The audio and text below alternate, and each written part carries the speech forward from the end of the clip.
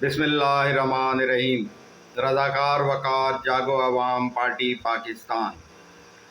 عرض یہ ہے کہ جیسا کہ ہم شروع سے کہتے چلے آ رہے ہیں کہ مسلم لیگ ہو یا تحریک انصاف، یہ سب ایک ہی سکے کے دو رخ ہیں، کیونکہ دونوں کی پالیسیاں، دونوں کے اعمال ایک جیسے ہیں۔ ہم نے ہمیشہ عمران خان کی اس سلسلے میں جو ہے وہ مذمت کی، ان پر تنقید کی، جو رویہ ان کا سیاسی مخالفین کی خواتین کے ساتھ تھا۔ انہوں نے زرداری صاحب کی بہن کو اپنے دور حکومت میں گرفتار کیا، نواز شریف صاحب کی بیٹی کو اپنے دور میں گرفتار کیا، تو ہم نے اس کے خلاف آواز بلند کی۔ جاگو عوام پارٹی محسوس کرتی ہے کہ شہباز شریف صاحب کی حکومت جو اس معاملے میں اب تک صبر و تحمل کا مظاہرہ کر رہی ہے، وہ اب بے لگام ہوتی ہوئی نظر آ رہی ہے۔ اور اس سلسلے میں سب سے بڑی مثال عمران خان کی بہنوں کی ہے، جن کو چند دن پہلے ڈی چوک سے گرفتار کیا گیا اور پہلے 2 دن کا ریمانڈ لیا گیا، اب 2 دن کا مزید ریمانڈ لے لیا گیا۔ تو آخرکار بہرحال نتیجہ تو یہی نکلنا ہے کہ ان کی ضمانت ہو جانی ہے اور انہوں نے گھر چلے جانا ہے۔ اس سلسلے میں اگر حکومت پاکستان، شہباز شریف صاحب کی حکومت تھوڑا درگزر کا مظاہرہ کرتی تو زیادہ بہتر ہوتا، مگر انہوں نے درگزر کا مظاہرہ نہیں کیا، صبر کا مظاہرہ نہیں کیا، اور انہوں نے بے لگام ہونے کا ثبوت دیا۔ اس سلسلے میں حکومت کو بھی بے لگام نہیں ہونا چاہیے اور خواتین کو بھی چاہیے کہ وہ احتیاط کا مظاہرہ کریں اور اپنی حدود میں رہیں، حد سے تجاوز مت کریں، کیونکہ یہ معاملات ان کے احتجاج یا شور شرابے سے حل ہونے والے نہیں ہیں۔ یہ وہ معاملات ہیں جو بہت گمبھیر ہیں اور وقت کے ساتھ ساتھ ہی ان کے نتائج سامنے آئیں گے، ان کا کوئی نتیجہ نکلے گا، کوئی حل نکلے گا۔ فی الحال تو یہ حل نکلتا ہوا نظر نہیں آ رہا۔ اس تمام صورتحال کے درمیان کچھ واقعات ایسے ہیں جو اس سے پہلے پاکستانی تاریخ میں نہیں ہوئے، جس کی سب سے بڑی مثال خیبر پختونخوا کے وزیر اعلیٰ کی اسلام آباد وفاق پر چڑھائی اور اس کے نتیجے میں گرفتار ہونے والے ملازمین کا معاملہ ہے۔ سرکاری ملازمین جن کا تعلق خیبر پختونخوا سے تھا، وہ اس وقت اسلام آباد پولیس کی کسٹڈی میں ہیں۔ ریسکیو کی گاڑیاں بھی جو ہیں خیبر پختونخوا کی، وہ اسلام آباد میں گورنمنٹ کی کسٹڈی میں ہیں۔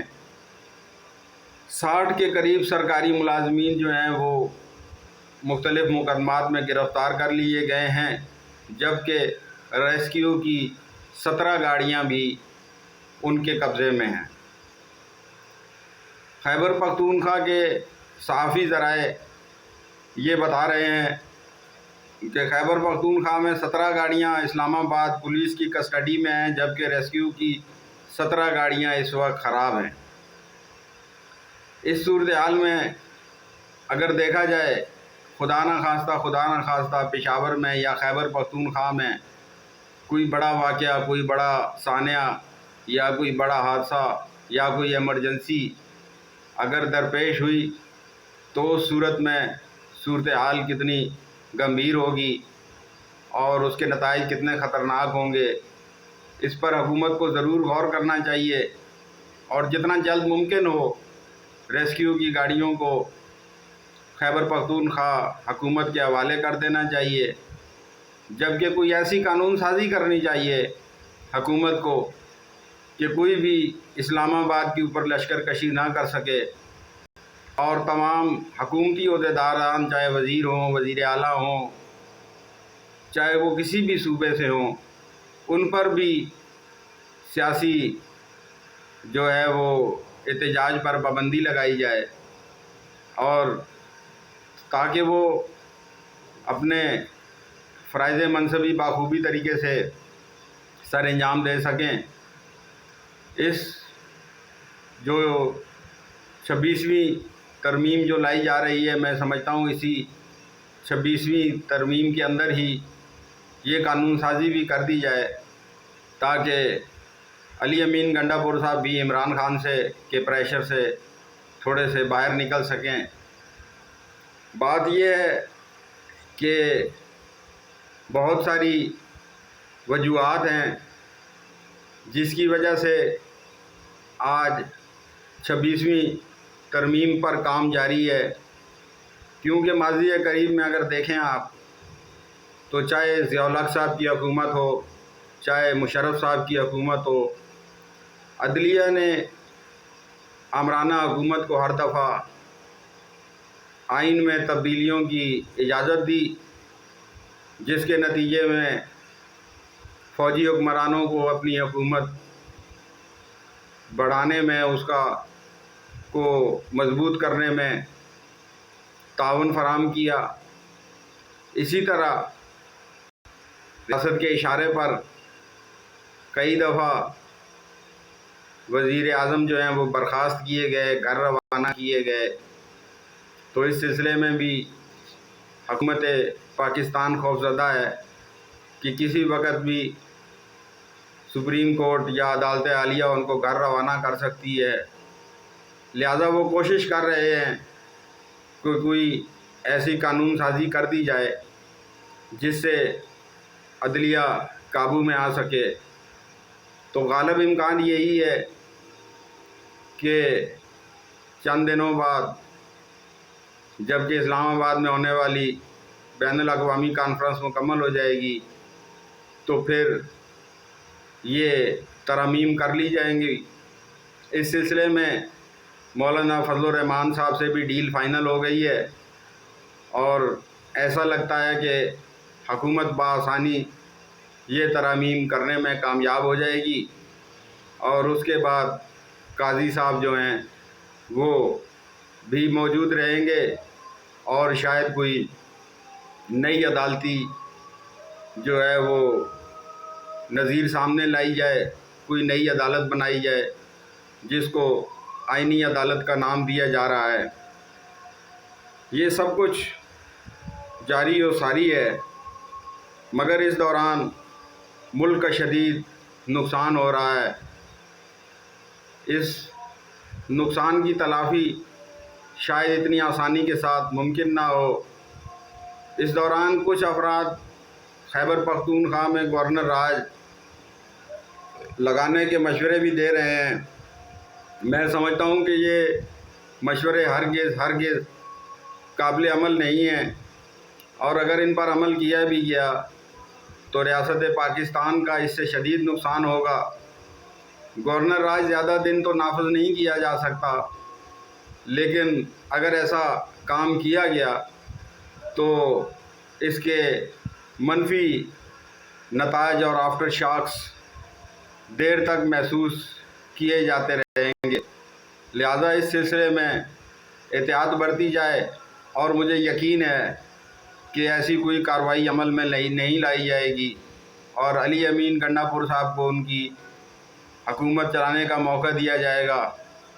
علی امین گنڈا پور صاحب کے اوپر اس وقت تحریک انصاف کی طرف سے گالم گلوچ کا سلسلہ جاری ہے، تو عرض یہ ہے بھائیو، اتنے جذباتی مت ہو جاؤ کہ حقیقت کی دنیا سے دور ہو جاؤ۔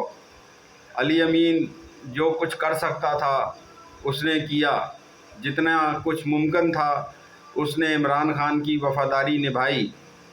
اب تو کہنے والے یہ بھی کہتے ہیں کہ گنڈا پور کے کہنے پر حکومت نے عمران خان سے ملاقات پر پابندی لگائی ہے، تو میں سمجھتا ہوں کہ یہ سب باتیں فضول ہیں۔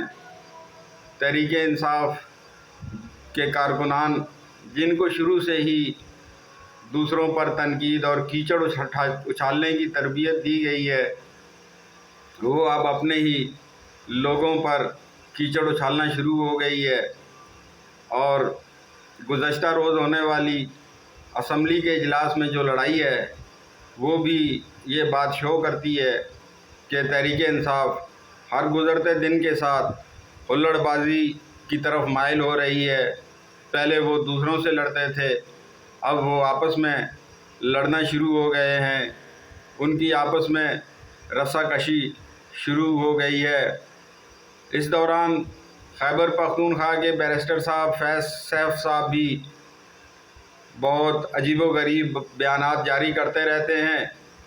تو تحریک انصاف والوں سے ہماری گزارش ہے کہ بیرسٹر سیف اور عمران ریاض جیسے لوگوں کی گفتگو میں ہرگز نہ آئیں، ان کی باتوں پر یقین نہ کریں۔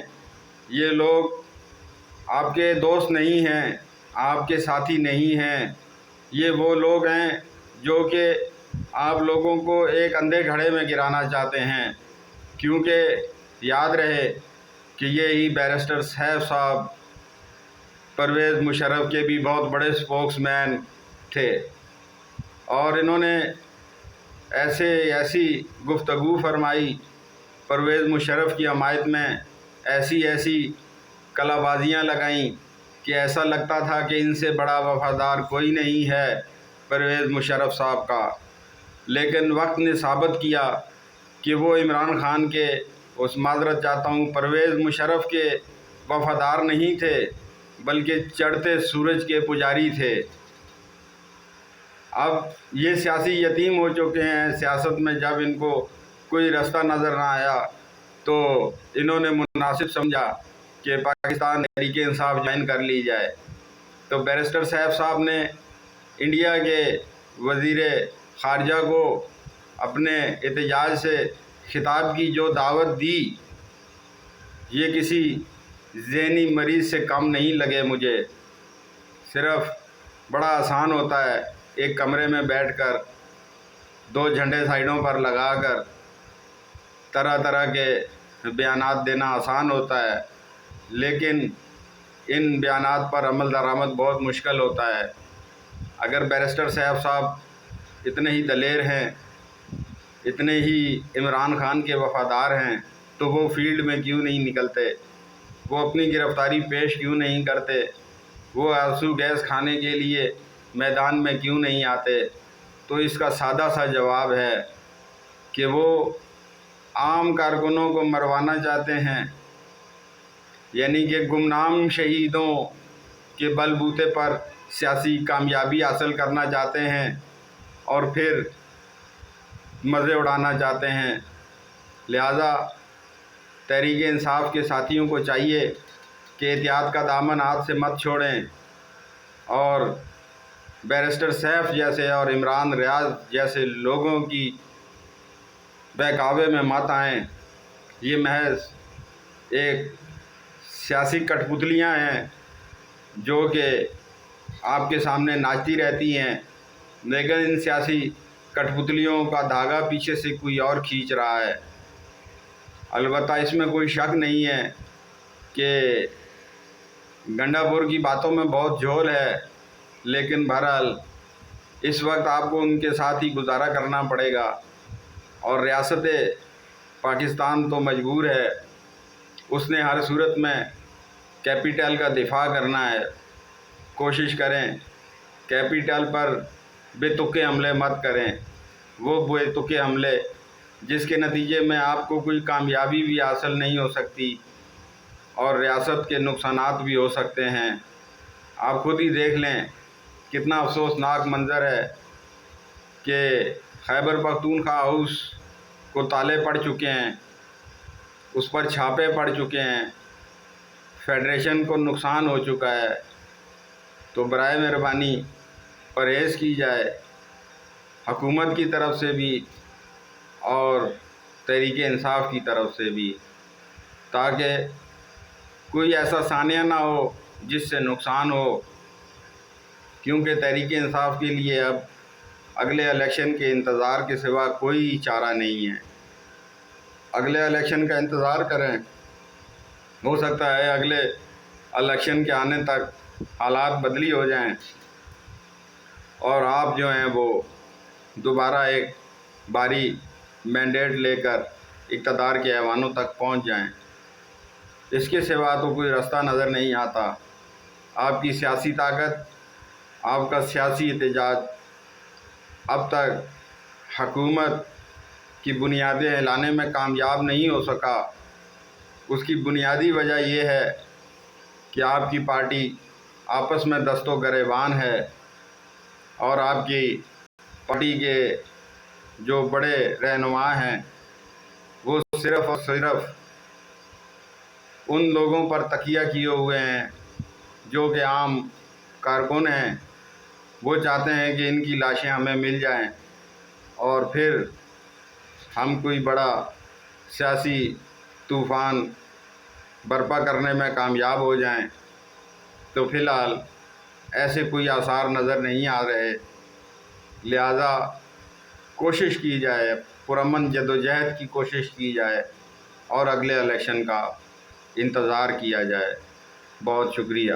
پاکستان زندہ باد۔